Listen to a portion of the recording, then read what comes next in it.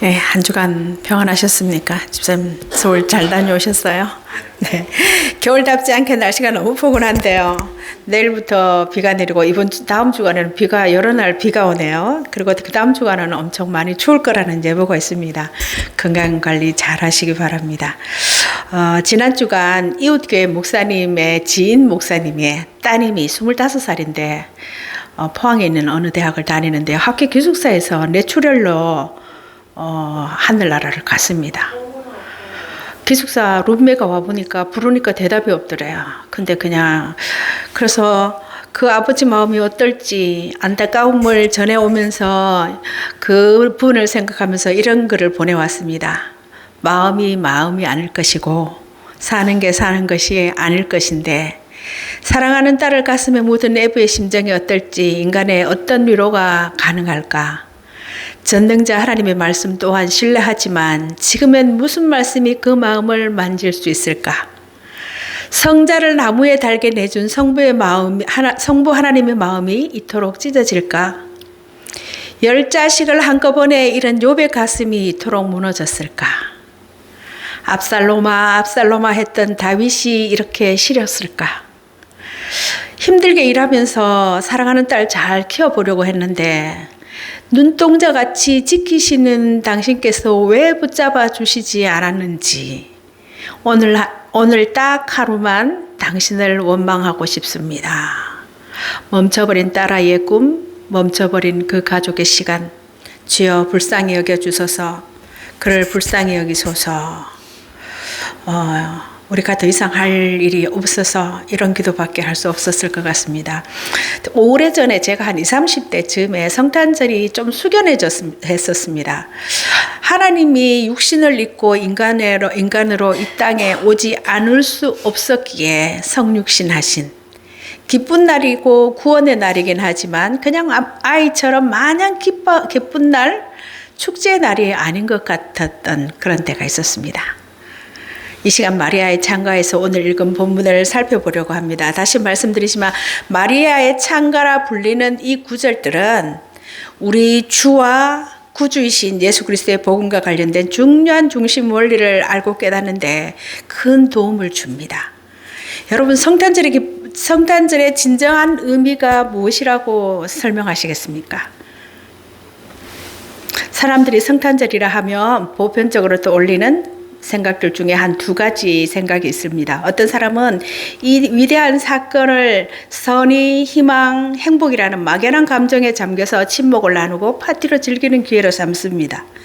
그들에게 성탄절은 그 이상의 의미는 없습니다. 반면 또 다르게 생각하는 이들이 있는데 꽤 많은 사람들이 여기에 해당됩니다. 이들은 이 사건의 핵심 목적이 사람들에게 무언가 행하도록 이 선의의 정신을 실천하도록 권고하는 것이라고 보는 듯합니다. 성탄절을 맞아서 이웃을 돕는 구제, 헌금, 봉사 이런 것들을 실천하는 시기라고 본다는 것이죠. 그들은 성탄절을 이용해 사람들이 전쟁과 평화에 관해서 말하기를 바라고 또 전쟁을 종식시키고 나라들이 서로 우호적이 될 것을 촉구합니다.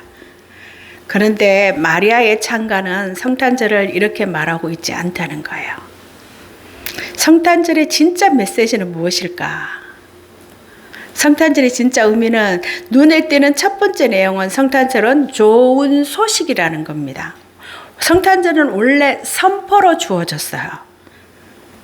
성탄절 이야기 앞부분을 기억하시죠? 성탄절의 첫 장을 읽어보면 성탄절은 좋은 소식입니다. 세례 요한의 아버지 사가랴는 그날도 제사장 순번에 따라 자기 차례로 돌아온 직무를 수행하고 있었죠. 그는 그날 무슨 특별한 일이 일어날 거라고 기대하거나 예상하지 않았고 그저 여느 때처럼 업무를 수행할 뿐이었어요. 그런데 갑자기 천사가 그에게 나타났습니다. 천사는 그에게 무언가를 하라고 요구하지 않았어요. 다만 그에게 하나님이 하실 일을 선포합니다. 그의 아내 엘리사벳은 불임이었고 두 사람은 자신들이 아이를 갖지 못할 것이라는 것을 알았습니다. 그러나 천사는 엘리사벳이 아들을 낳을 것이고 그 아이는 오실 메시아를 알리는 사람이 될 것이라고 공표합니다. 그 다음 마리아의 경우도 동일한 장면이 펼쳐지는데요. 여기 아무것도 기대하지 않고 소박하게 사는 처녀가 있습니다. 갑자기 천사장 가브리엘이 나타나서 그녀에게 이렇게 말을 겁니다. 은혜를 받은 자여 평안할지어다. 이것은 선포입니다. 그리고 선포 내용이 이어지는데요. 여러분, 복음은 굿뉴스. 여러분, 굿뉴스라 그러죠. 좋은 소식입니다. 그래서 복음의 핵심이 이렇게 저렇게 하라는 권고일 수가 없습니다. 뉴스예요. 복음은 모호하고 막연한 기분, 감정도 아닙니다. 그 이상 더 강력할 수 없이 강력한 선포입니다. 복음은 나란 일을 맡은 사람들이 알리는 포고사항 또는 라디오나 다른 매체에서 흘러나오는 발표와 같습니다. 가끔 무언가 정말 놀라운 사실을 발표할 때는 이러한 시간에 중요한 선언, 공표가 있을 거라고 예고를 먼저 하죠. 부산 엑스포 예고했을 때 밤 1시, 2시 그때 발표가 난다 그래서 기다렸습니다. 저도. 그래서 그 시간에 잠이 안 들어서 봤습니다. 그것처럼 뭔가 중요한 것을 발표할 때 미리 예고합니다. 언제 어느 시간에 이러이러한 것에 대해서 예고가 있을 것입니다 라고 하죠. 전쟁 중에 특히 이런 예고가 많고 지금도 어느 정도 존재합니다. 어떤 일이 벌어지기 몇 시간 전에 우리 이런 말을 듣죠. 이러이러한 시간에 귀를 기울이면 놀라운 소식이 들려올 것입니다. 그래서 잔뜩 기대하고 기다리다 보면 마침내 발표가 납니다. 우리 지역 사람들이 지금 크게 발표를 기다리는 것이 또 하나 있죠. 양수 발전소. 이렇게 그 발표에 해당하는 것이 신약 성경에 해당됩니다. 신약 성경에 등장합니다. 구약 성경에는 선지자들에 의한 예고들이 나오는데요. 아주 오래전부터 이렇게 말했습니다. 보십시오. 무언가 일이 벌어질 것입니다. 하나님이 무언가 행하실 겁니다. 이렇게 선포와 선언이 이루어지고 나서 모두가 오랫동안 기다렸습니다. 세월이 흘러갔고 많은 이들이 잊어버렸으나 마침내 그 일이 이루어졌습니다. 굿뉴스, 좋은 소식, 기쁨을 안겨주는 발표. 이것은 복음서의 앞부분에 두드러지게 나타납니다. 복음은 좋은 소식, 선포, 뉴스이고요. 복음은 또 전적으로 하나님께로부터 나온 것입니다. 이것은 하나님이 하신 일, 하고 계시고 하실 일에 대한 선언이 복음입니다.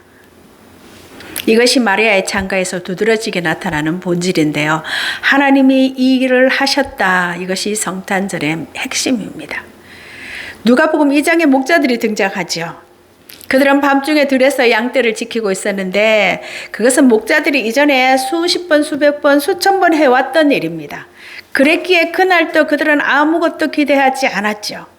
그냥 사나운 짐승이 나타나서 밤중에 양들을 위협하지 않고 그날 밤이 평안하게 지나가기만을 기다렸을 것입니다. 그런데 갑자기 찬양과 하늘의 선언이 울려 퍼졌고 그들은 놀라움에 사로잡혀서 하늘을 올려다 보았습니다. 성탄절은 이렇게 옵니다. 하나님이 무언가를 행하셨어요. 참으로 그것은 온전히 하나님이 하신 일이라는 것입니다. 여러분, 복음은 하나님의 강력한 일하심을 세상에 알리는 위대한 기록입니다. 사가랴가 완벽하게 표현한 것처럼 메시지의 본질은 그가 자기 백성을 찾아와 속량하셨다. 68절에는 그가 자기 백성을 찾아와 속량하셨다. 바로 이것 하나님이 무언가를 행하신 것입니다. 마틴 로이드 존스 목사님은요, 복음은 우리에게 무언가를 해야 한다는 촉구가 아니라는 거예요. 제가 설교하면서 가끔 다른 분들의 설교를 들어보면서 이렇게 하세요, 저렇게 하세요.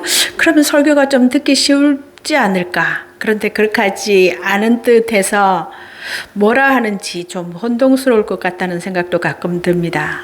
중요한 것은요, 내가 누구인지, 하나님이 어떤 분이신지 아는 것이에요. 요한복음 17장 3절을 기억하십니까? 영생은 곧 유일하신 참 하나님과 그가 보내신 자 예수 그리스도를 아는 것이다.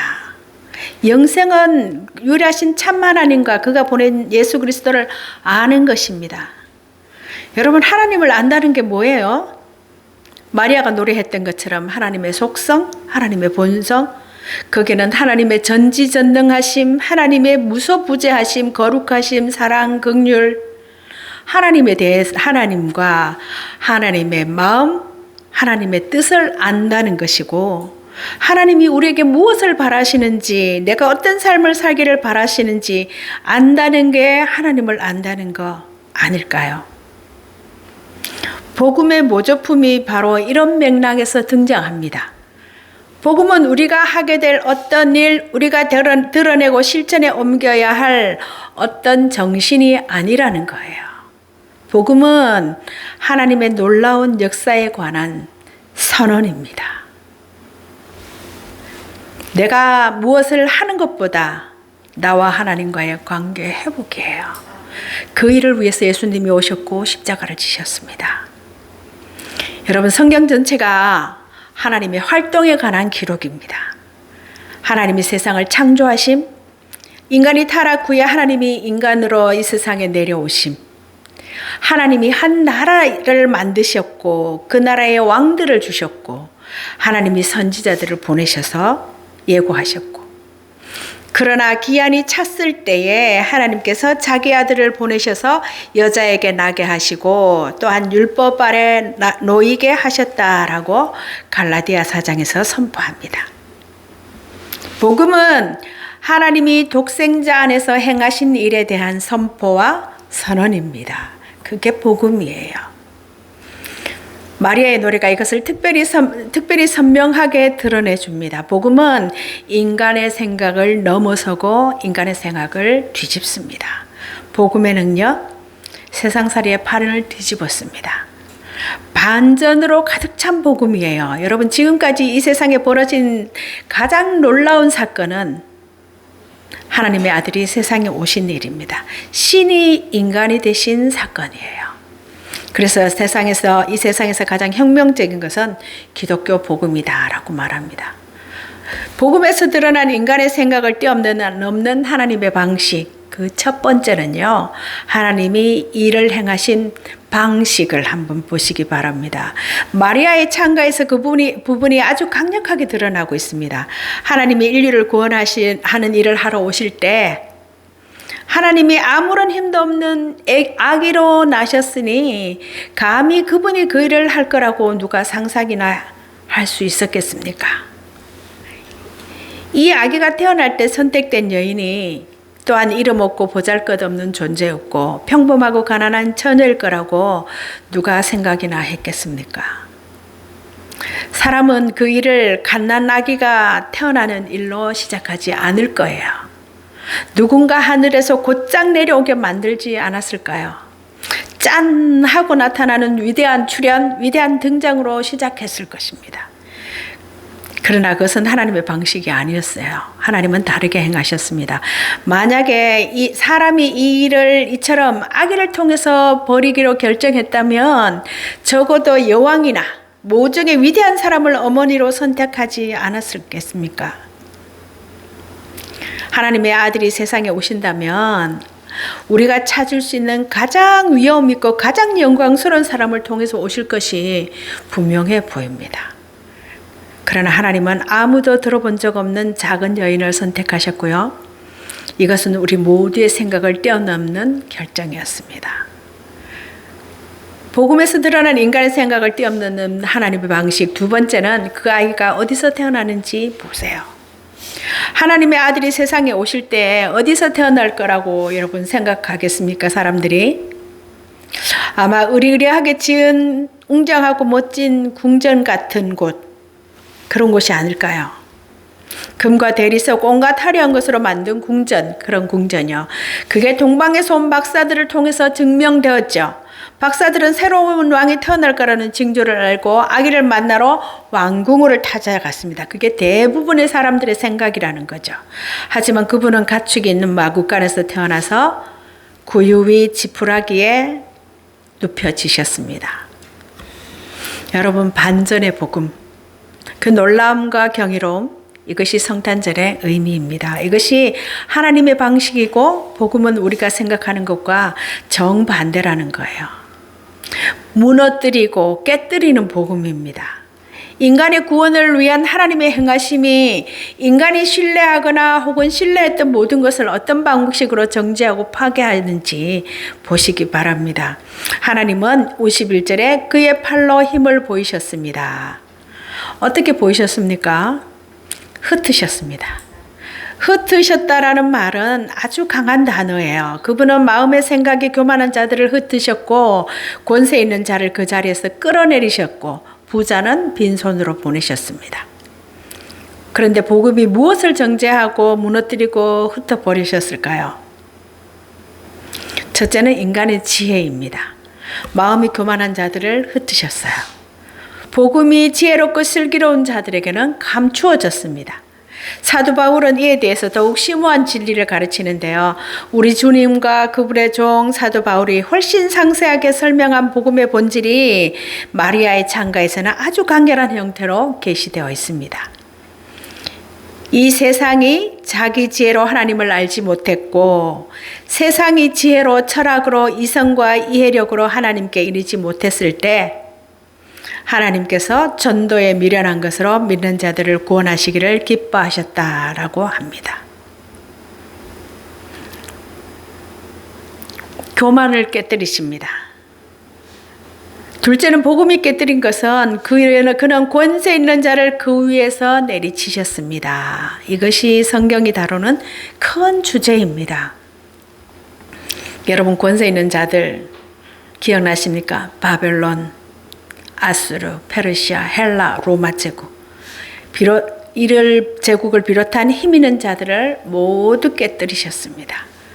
왕의 왕, 주의 주께서 이 세상에 오셨을 때 낮고 낮은 마구간으로 임하셨음을 꼭 기억하시기 바랍니다. 셋째로 그분이 부자는 빈손으로 보내셨어요. 로이드 존슨 목사님은 이 말씀은 단순히 물질적인 의미보다는 주로 도덕적인 의미로 받아들여야 한다고 말합니다. 젊은 부자 관원을 아시죠? 부자였고 돈이 많았습니다. 그는 자신이 도덕적으로 부유하다고 자부하면서 이렇게 말했습니다. 예수님이 이런 계명을 지키라고 말하자 나는 이런 모든 계명을 어려서부터 다 지켰습니다. 누가복음 18장에 예수님께 찾아와서 영생에 대해 물었던 부자 관원입니다. 도덕, 윤리, 의로운 면에서 그는 참으로 부유했습니다. 흠잡을 데가 없고 모든 것을 가진. 그러나 하나님의 계명을 모두 지킨 젊은 부자 관원, 의로움이 넘쳤던 그가 인간이 되시고 30살에 가르치시기 시작한 하나님의 아들, 베들레헴의 아기 앞에 서서 그분의 얼굴을 들여다보고 그 말씀에 귀를 기울였을 때 이야기의 결말이 어떻게 되었습니까? 성경은 그가 근심하며 떠났다라고 말합니다. 교만한 마음으로 왔다가 근심하며 떠났습니다. 그의 부는 겉만 번지르르 한 것으로 보이게 되었죠. 그의 문제는 바로 바리새인들의 문제였고 그래서 그들은 우리 주님을 미워했고 마침내 그분을 십자가에 못 박아 죽이기로 공모했습니다. 하나님의 아들이 바리새인들에게 오신 목적은 그들을 빈손으로 보내기 위해서였습니다. 그들은 너무나 부유했고 하나님 없이도 잘할 수 있다고 생각했죠. 자기 의로움으로 가득 찼었습니다. 하나님의 아들이 전하는 설교를 듣고 난 뒤 그들은 자신들의 의로움이 사라져버리는 것을 보았어요. 그들이 뽐내던 것, 흡족해하던 모든 것, 자부심을 느끼던 모든 것이 사라졌습니다.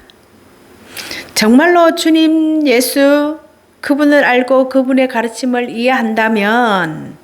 이해하게 된다면 온 세상이 하나님 앞에서 유죄라는 것을 깨닫게 될 것입니다. 성경도 그렇게 말하죠. 로마서 3장에 모든 사람이 죄를 범하였음에 하나님의 영광에 이르지 못하더니 우리의 의는 그저 더러운 옷과 같다고 할 수 있습니다. 사도 바울에게서 우리가 이것을 잘 볼 수 있습니다. 그는 이스라엘 사람 중에 이스라엘 사람, 히브리인 중에 히브리인이고 베냐민 지파 사람이었습니다. 최고의 학벌로 당대 대부분의 사람들보다 훨씬 하나님을 더 잘 아는 사람이었습니다. 매우 의로운 사람. 그런 그가 그리스도를 만났고 그동안 뽐내던 재산과 흡족하게 여기던 부와 명예, 그런 모든 것을 배설물로, 쓰레기로 여긴다고 했습니다. 모든 것을 가졌던 그는 예수님을 만나서 빈손으로 돌려보내졌습니다. 그는 이렇게 말하죠. 전에 율법을 깨닫지 못했을 때는 내가 살았더니 계명의 이름에 죄는 살아나고 나는 죽었도다 라고 로마서 7장에 말합니다. 예수 외에는 예수 외에는 아무것도 남아있지 않은 사람이 되었죠. 하나님의 복은 세상이 자랑하는 모든 것과 정반대입니다. 여러분, 이 정도면 괜찮은 사람이라고 생각 드십니까? 나를 축복하지 않으면 누가 축복을 받겠는가라고 생각하시나요? 복음은 주 예수 그리스도를 참으로 믿고 나를 그분께 맡기면 그분의 의가 내게 임한다라고 말합니다. 하나님은 내가 의롭다고 선언하십니다. 여러분, 지난주에 이런 질문을 드렸습니다. 사람을 경배와 찬양, 큰 기쁨과 흠모로 이끄는 것이 무엇인가? 무엇이 마리아로 하여금 경배와 찬양, 큰 기쁨과 흠모로의 노래를 하게 했던가? 이해라고 말씀드렸습니다. 이해하면 은혜가 온다. 그래서 감정과 의지는 지성이 어떤 것을 알아보고 난 뒤에 일어나는 결과라고요. 제대로 알면, 제대로 이해하면 감정과 의지가 따라온다고. 줄인 자를 좋은 것으로 배불리셨으며 영원하신 아버지는 그분의 자녀들, 상속자들에게 모든 선과 모든 완전한 선물을 주시는 분입니다. 복음은 좋은 소식이에요. 마리아는 이것을 감지했고 이것을 말했고 이것을 표현해냈습니다. 이것이 복음입니다. 하나님이 하신 일, 하나님이 건네실 선물입니다. 마리아가 이렇게 말합니다. 나는 이해할 수 없지만 내게서 태어날 이 사람이 온 인류의 구원자가 될 것입니다. 그분이 은혜를 베푸실 것입니다. 모든 것을 반전시키실 것입니다. 부자를 빈손으로 보내고 높은 사람을 다 놓게 할 것입니다. 지적으로 교만한 자들, 권세 있는 자들, 자기 만족에 빠져 도덕적 부자로 자처하는 자들을 무너뜨릴 것입니다. 그분은 우리를 하나님의 자녀이자 자신과 함께 유업을 받을 공동 상속자로 만드실 것입니다. 그분은 우리를 그분의 자신으로 채우시고 끝내 영광으로 채우실 것입니다. 라고 노래한 거예요. 여러분, 천사들이 찬양하는 그분이 누구신지, 왜 이 세상에 오셨는지 진정으로 알게 될 때 마리아와 같은 천사와 같은 찬양과 경배가 터져 나오는 것이 바른 순서이고 당연한 일입니다. 여러분, 복음은 하나님의 놀라운 역사에 관한 선언이에요. 그 선언을 들었다면, 제대로 이해했다면 어찌 가만히 있을 수 있겠는지요. 여러분, 베들레헴에서 태어난 아기를 볼 수 있을 만큼 자신을 낮추라고 합니다. 그 아기는 갈보리의 그리스도이시고 부활하여 다시 사신 영광스러운 분이시고 지금 이 순간 하나님의 우편에 앉아 계신 왕 중의 왕, 주의 주이십니다. 다시 오셔서 다스리실 왕이십니다.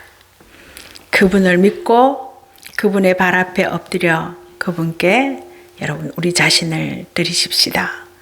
그러면 그리스도의 영광스러운 부요함이 여러분 안에 흘러넘치도록 그분이 가득 채워주실 것입니다. 그 하나님을, 그 주님을 더 많이 묵상하고 더 깊이 알아가고 선포하는 그런 대림절이 되시기를 간절히 바랍니다. 기도하겠습니다.